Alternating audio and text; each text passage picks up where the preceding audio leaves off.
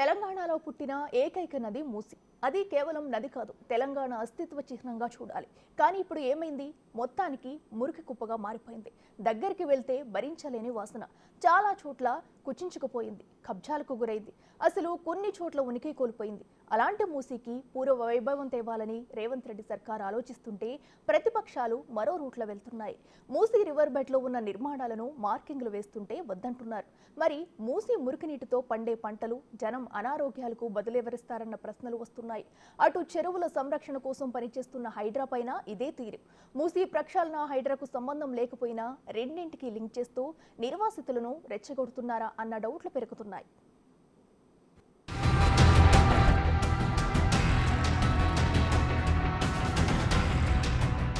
తెలంగాణలో ఇప్పుడు మూసీ చుట్టూ రాజకీయం ముదురుతోంది.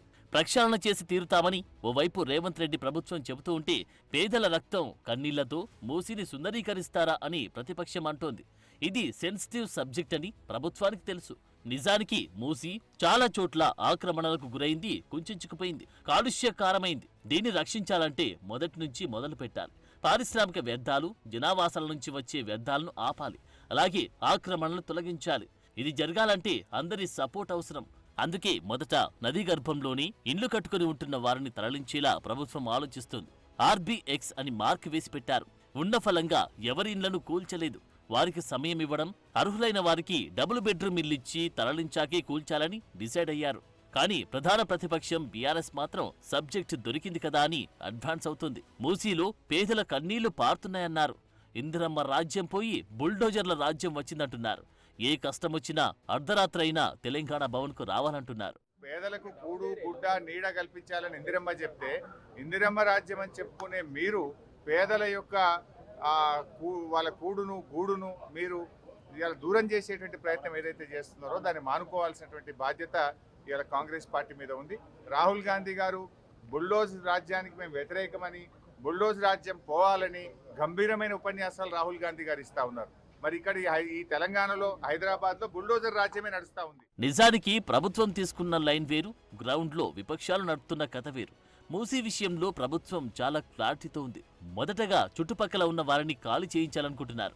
ఇప్పటికే కొందరికి డబుల్ బెడ్రూమ్ ఇల్లు కేటాయించి మరీ తరలించారు. మిగతా వారిని కూడా అలాగే తరలించే ఉద్దేశంతో ఉన్నారు. కానీ ఈలోపే BRS ఎంట్రీ ఇచ్చింది. కొందరికి డబ్బులిచ్చి రెచ్చగొట్టి సీఎంపై మాట్లాడిస్తున్నారని కాంగ్రెస్ నేతలు కౌంటర్ ఇస్తున్నారు. మూసీ నిర్వాసితులను కన్నబిడ్డల్లా చూసుకుంటామంటున్నారు. హైడ్రా విషయంలో ఎవరైనా ఒకటే అని సీఎం అన్నకి నోటీస్ ఇచ్చిన విషయాన్ని మంత్రి శ్రీధర్ బాబు గుర్తుకు చేస్తున్నారు. ఎక్కడ కూడా పేదవారికి ఇబ్బంది జరగకూడదని, వారితోని సంప్రదింపులు జరిపే, కౌన్సిలింగ్ చేసే ఒక ప్రజాస్వామికమైన వాతావరణంలో మేము చేపట్టిన ఈ అభివృద్ధి కార్యక్రమాన్ని ముందుకు తీసుకెళ్లే కార్యాచరణ తీసుకోమని అధికారులకు కూడా తెలియచేయడం జరిగింది. సరికొన్ని సందర్భాల్లో కింద స్థాయి ఉన్న కొద్దిగా చొరవ చూపెట్టమో, అతి ఉత్సాహం చూపెట్టడంతో కొంతమంది కొన్ని సందర్భాల్లో భయాందోళనకు గురి కావచ్చు. కానీ దానికి సంబంధించి కూడా స్పష్టంగా అధికారులకు కూడా తెలియచేయడం జరిగింది. ముఖ్యమంత్రిని, ప్రభుత్వాన్ని, మమ్మల్ని బద్నాం చేసే ప్రయత్నం ఏదో చేస్తూ ఉన్నారో ప్రజలు ఆలోచించాల్సిన విజ్ఞప్తి చేస్తూ ఉన్నాను. తెలంగాణ ప్రజలు విఘ్నుడు. క్షణిక ఆవేశాలకు గురై వీళ్ళు పెట్టే తప్పుడు పోస్టులకి, తప్పుడు వీడియోలకి మీరు చెల్లించవద్దు.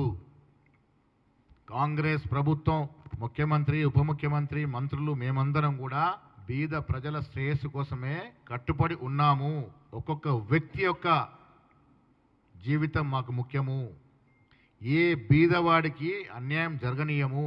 రాష్ట్ర ప్రజల శ్రేయస్సు కొరకు, రాష్ట్ర ప్రజల ఆస్తులు కాపాడడం కొరకు హైడ్రా విషయంలో కానీ, మూసీ విషయంలో కానీ ఎవరికో ఒకరికి ఎంతో అంతో అన్యాయం జరిగితే దాన్ని ప్రభుత్వం తప్పకుండా పూడుస్తుంది, ఆదుకుంటుంది. ఎక్కడ కూడా మీరు తొందరపడాల్సిన అవసరం లేదు.